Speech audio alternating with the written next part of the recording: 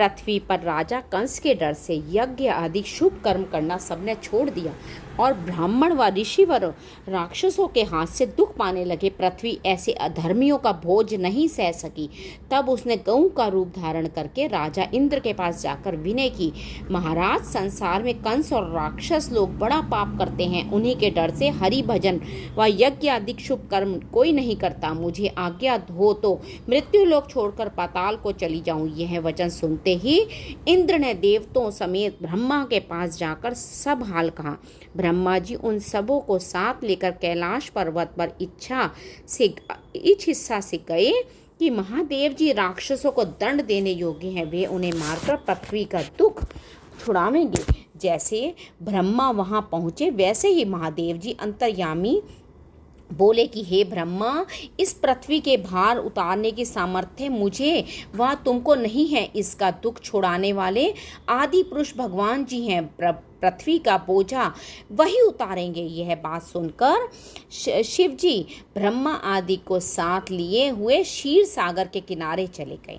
वहां हाथ जोड़कर सब देवता परब्रह्म परमेश्वर की स्तुति करने लगे। हे करुणा निधान, किसको सामर्थ्य है जो तुम्हारी महिमा वर्णन कर सके। आपने मत्स्य रूप धारण करके शंख असुर दैत्य को मारकर वेद समुद्र से बाहर निकाला। कच्छप रूप होकर मंद्राचल पहाड़ अपनी पीठ पर लेकर 14 रतन क्षीर सागर से प्रकट किए। 12 रूप धरकर पृथ्वी को पाताल से बाहर निकाल लाए। देवताओं की रक्षा करने के लिए वामन रूप होकर राजा बलि से पृथ्वी दान लिया। परशुराम अवतार लेकर सब क्षत्रियों का वध किया और पृथ्वी उनसे छीनकर ब्राह्मणों को दान कर दिया।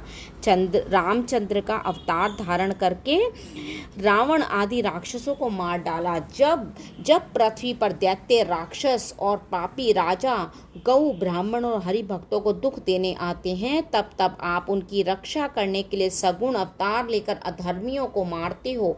सो इन दिनों पृथ्वी कंस आदि के पाप करने से दुखी होकर तुम्हारी शरण में आई है। उस पर दयालु होकर रक्षा कीजिए। गौ, ब्राह्मण व हरि भक्तों को सुख दीजिए।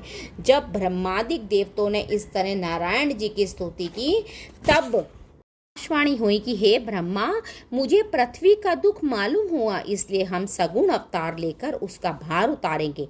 जन्म व मरण से हम कुछ प्रयोजन नहीं रखते, पर वसुदेव व देवकी ने पिछले जन्म में तप व ध्यान करके हमसे ऐसा वरदान मांग लिया है कि हम उनके पुत्र हों। और इसी तरह नंद व यशोदा ने तप करके यह वरदान मांगा था कि तुम्हारी बाल लीला का सुख देखें। इसलिए हम उनकी इच्छा पूर्ण करने के वास्ते मथुरा में वसुदेव व देवकी जी के घर जन्म लेंगे। वहां से गोकुल में जाकर नंद व यशोदा को बाल चरित्र दिखाएंगे और कंस आदि अधर्मी राजों को अपने भक्तों को सुख देंगे। सो तुम देवी व देवता लोग ब्रज, गोकुल और मथुरा में पहले और यदुवंश व ग्वाल वंश में हमारी लीला का सुख देखने के लिए जन्म लो।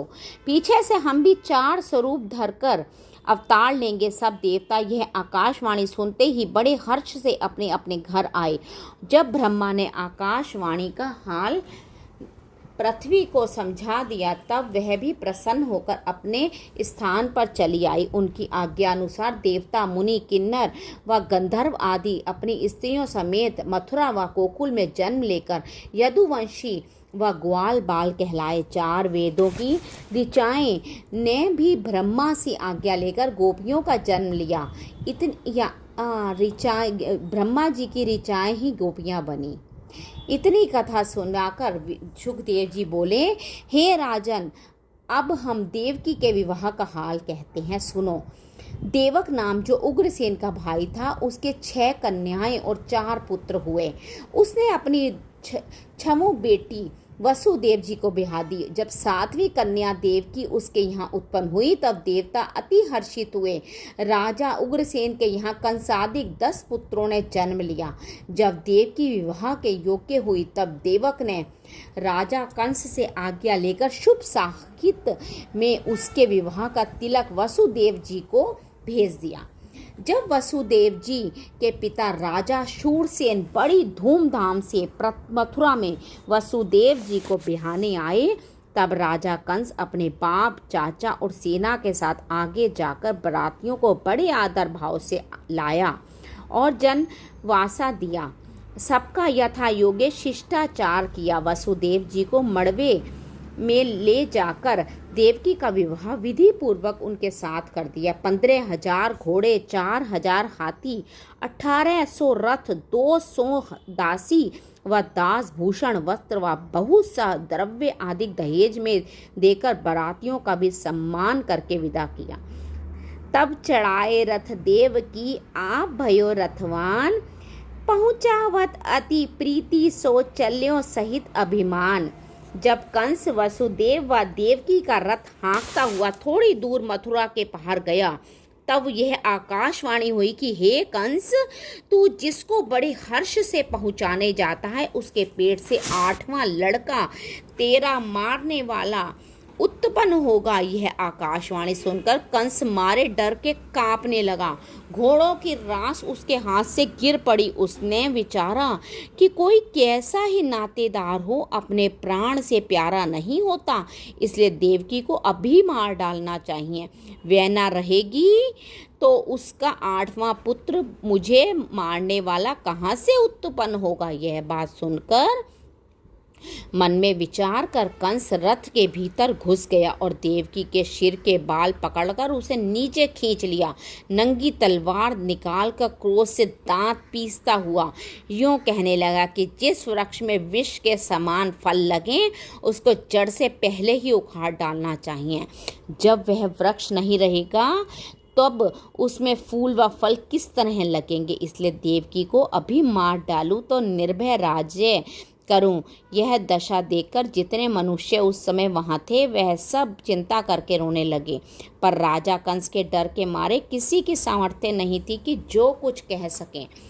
तब वसुदेव जी ने विचार किया कि अज्ञानी कंस को पाप और पुण्य का कुछ विचार नहीं है। इस समय मेरे क्रोध करने से देवकी के प्राण जाएंगे, इसलिए क्षमा करना उचित है, क्योंकि जब बलवान शत्रु क्रोध करे तब क्षमा करके वह अवसर बचा जाना चाहिए।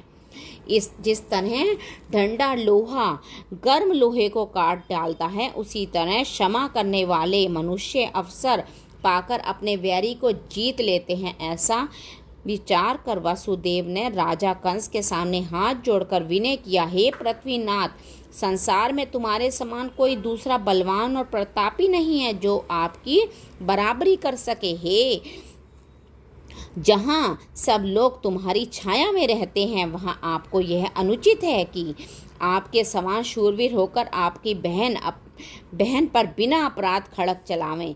स्त्री वध का बड़ा पाप है। ऐसे अधर्म करने वाले के अनेक पुरखे नरक में पड़ते हैं। संसार में जो जन्मा वह एक दिन अवश्य मरेगा। अपना शरीर रहने के लिए चाहे जितने उपाय करें, पर यह तनु किसी तरह रह नहीं सकता। तरुणाई व राज्य भी कुछ काम न आकर केवल यश या अपयश संसार में रह जाता है। दाता का महीप मानधाता और दलीप, ऐसे जाके यश आजू लौ दीप दीप छाए हैं।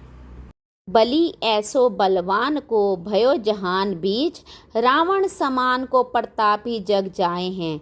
बाण की कलान में सुजान द्रोण पारत से, जाके गुण दीन दयाल भारत में गाए हैं। कैसे कैसे शूर रचे चातुरी विरंची जू की फेर, चकचूर कर चूर में मिलाए हैं। यह बात सुनकर कंस बोला, हे वासुदेव, तुमने भी तो आकाशवाणी सुनी है, उसका उपाय पहले से करना चाहिए। जो मैं आज देवकी को नहीं मारता तो मेरी यह चिंता ना छूटेगी। इसके बदले हम तुम्हारा विवाह दूसरी कन्या से कर देंगे और इसको मारकर निश्चिंत हो जाएंगे। यह बात सुनकर ब्राह्मणों और ऋषिवरों ने जो उसके साथ थे कंस से कहा कि वेद व शास्त्र में बहन का मारना बड़ा पाप लिखा है, ऐसा अधर्म तुमको नहीं करना चाहिए। जब कंस ने ब्राह्मणों